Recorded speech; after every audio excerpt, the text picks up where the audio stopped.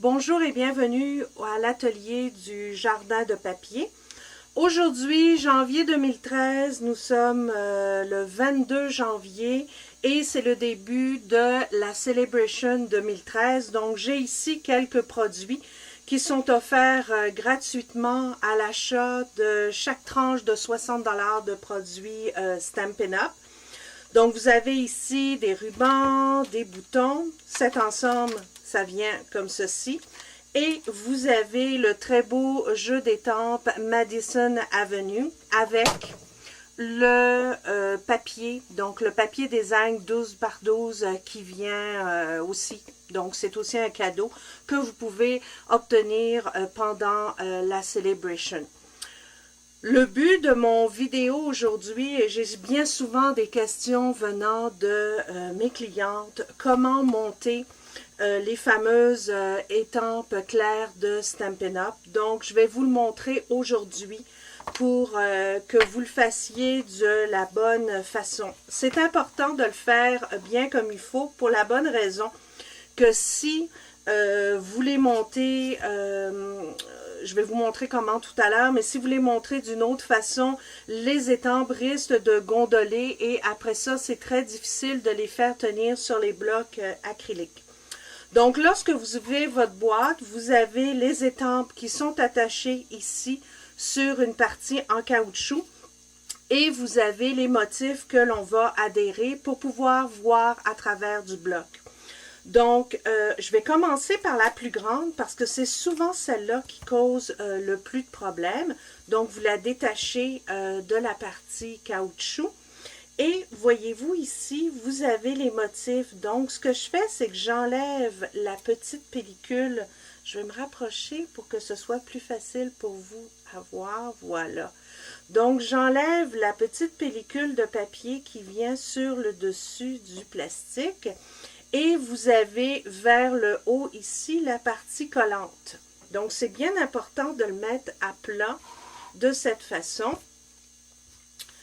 De prendre votre étampe, d'enlever la partie de papier. Donc, c'est cette partie-là où l'on va adhérer le motif. Et le mettre à plat. Souvent, mes clientes, l'erreur qu'elles font, c'est qu'elles enlèvent ici la pellicule transparente et elles viennent le mettre sur l'étampe. Et c'est ce qui va causer que l'étampe va se gondoler. Donc, en la mettant bien à plat de cette façon, on ajuste le motif avec le plastique. Donc, ça rentre parfaitement dans l'espace. Vous appuyez bien comme il faut et vous le retirez. Ce qui fait que vous avez une étampe qui est parfaitement prête à l'étampage et il n'y a aucune bulle sur cette partie-là.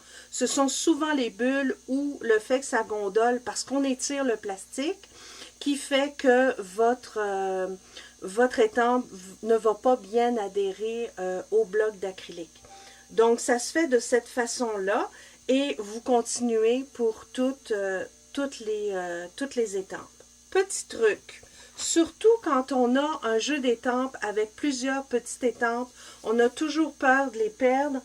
Et ce qu'on fait bien souvent, c'est quand on va chez des amis ou qu'on travaille, on les recompte. Donc, pour éviter ce problème-là, regardez ce que je fais. Je vous donne un beau petit truc.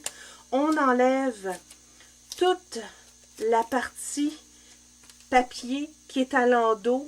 Et bien souvent, on a tendance à jeter ça, mais gardez-le.